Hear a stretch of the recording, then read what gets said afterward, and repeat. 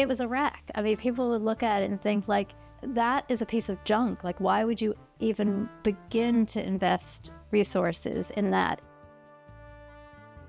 This is the story of the sweet little house on the curve.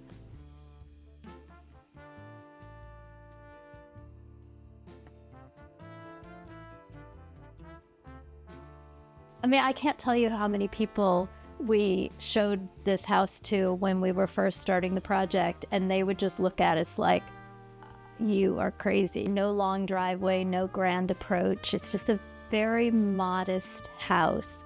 But there was something about it. It was abandoned. You could tell that no one had been there in years, but the shape of it was so compelling. You could tell just by the roof line that it was a very old house. I had no idea how old it actually was. We discovered that it probably dates originally to the end of the 18th century, so circa 1800. The framing is what we call New World Dutch Vernacular, so it's a timber frame in the method and style of the original Dutch settlers of this area.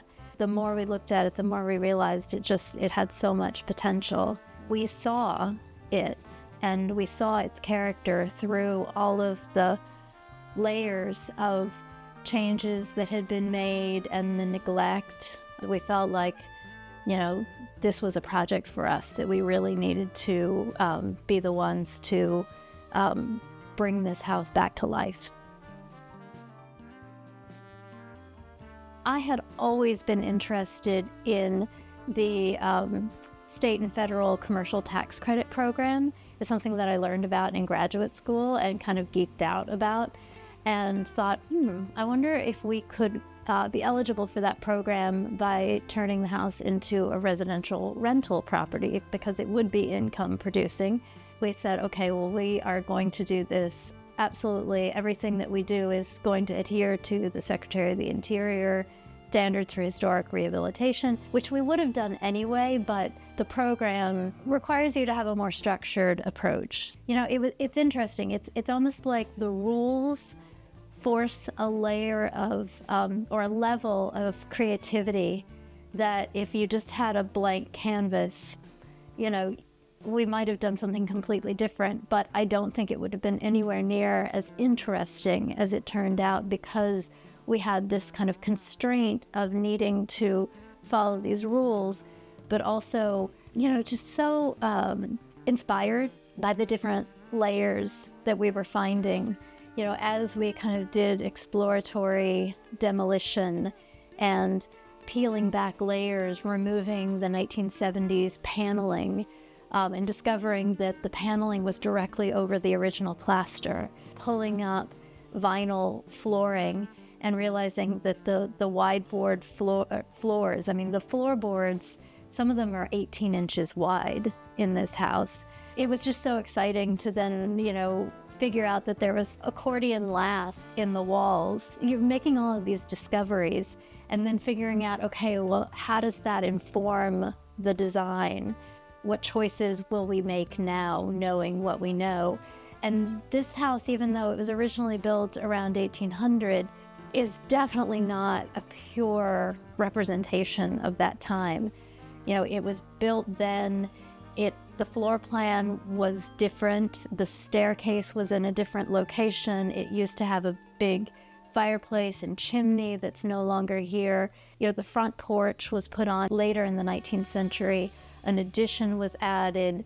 A kitchen wing was put on. You can see the evolution of the house just in the floor plan and in the different materials and different elements that were added. So our goal was not to take it back to circa 1800. It was to peel it back just enough to let the house speak.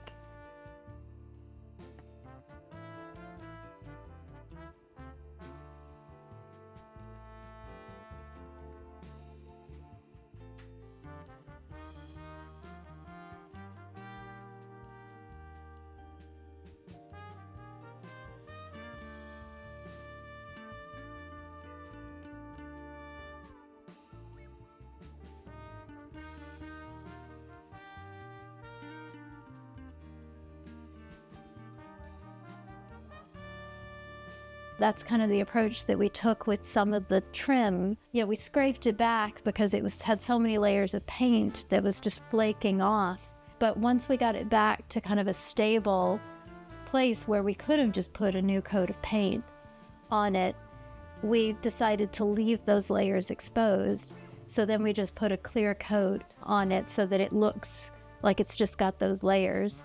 And, that's not the way it would have looked in 1800. That's not the aesthetic that they would have gone for. But we like it because we can see the history of the house. There were certain changes that we needed to make. I mean, the heating system needed to be replaced. We decided to put radiant heat in the floors. So these wide board floors get very toasty, which is lovely. The house obviously did not originally have plumbing. A bathroom had been added in a very inconvenient spot downstairs, which we removed, knowing that we were going to put a bathroom upstairs. And when we removed that bathroom, we discovered that was originally a connection point between the original house and the mid-19th century addition that had been put on. And the way that those two parts connected when we found the house had been added sometime later. And it made so much more sense once the bathroom was removed. And again, behind the tile wallboard, taking out the tub and all of the cabinets and things like that, we discovered more wide board floors. We discovered layers of wallpaper that were kind of flaking off, and we kept all of that. Working with the State Historic Preservation Office, we were able to come up with a design for the second floor. It gives a lovely bedroom. We were able to put a skylight in, and that just gives so much great light upstairs, and also have a bathroom upstairs. Because we only really have one bedroom upstairs and bathroom, we put an addition on the house, and there had been a 1980s screened-in porch. We took that down and we put an addition up that also has a bedroom and bathroom. So now the house has 2 bedrooms, 2 bathrooms. But because that's outside the footprint of the historic house, that part was not included in the tax credit project. So we did not have to really worry about the design of that in terms of, it didn't need to look historic. In fact, it's better if it doesn't look historic because it is secondary to the historic part of the house. But it was very important to us with the design of that, and we worked to come up with a design that was in the vernacular of the Hudson Valley, but very clearly deferred to the historic house. It's set back, its roof line is different. The old house is still the star of the show, and that wing is really for the function of having an additional bedroom and bathroom. It was really exciting to have that tax credit opportunity. I mean, that gave us a little, that really gave us some confidence that, okay, we've got people who know architectural history who are saying, yes, that house is worth preserving. That house should be on the National Register of Historic Places. There is this tax credit program that directly applies to the kind of use that you want to put that house to. Also, just the trades that we were able to work with. I mean, the preservation carpenter who worked on this house was incredible. He knew exactly what he was dealing with. And so the opportunity to work with him and to bring other people and skills and expertise in, it was definitely a joint effort.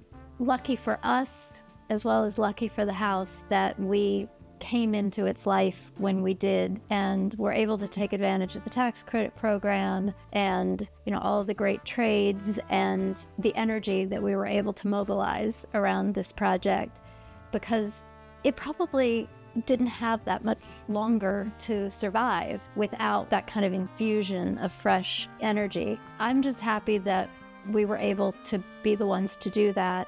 And, it's one of the reasons that I wanted to make it the Worth Preserving headquarters, because I feel like when I'm here working, doing historic rehabilitation strategy for clients, I feed on that energy from this house, and I'm constantly inspired by it. I feel like that makes my work that much better. and just being in a place like this and seeing what's possible.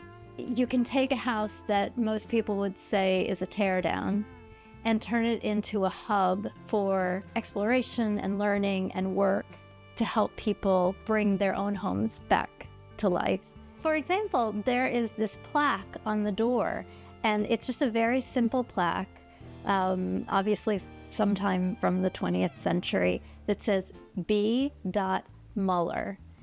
And I wondered, who was that? Her name came up in the deed records. I didn't know it was a she, but I found her in the deeds, and found out that she had lived in this house in the 1940s and 50s.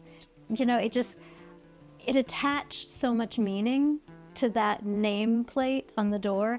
And to me, that is one of the most significant architectural features of this entire house, is that name plaque from, let's say, 1950 on the front door that says B. Muller, because no matter what happens, this will always be, in part, her house. With that tax credit in sight, we knew that all of the investment that we were putting into this house was, we were going to be rewarded for that at the end. That feeling of being supported on it, that this was important work that we were doing, that it is we were doing a public service in a way, because this house had been neglected for so long. People notice this house because it is so prominent. It is at this sort of hinge point, coming and going from the town of Germantown. We knew that the positive investment that we were making in this project was going to be appreciated, not just by us and by the people who get to live in this house, but by the whole community. That was all very encouraging also. And the fact that, people went from thinking, that piece of junk to that sweet house on the curve, it makes me really happy.